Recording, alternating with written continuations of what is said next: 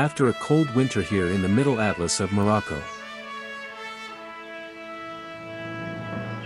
Spring has finally arrived, and the colors are beginning to change from white to green. Butterflies are beginning to appear, and reptiles are enjoying the sunshine. But what matters to us is the sound of this visitor.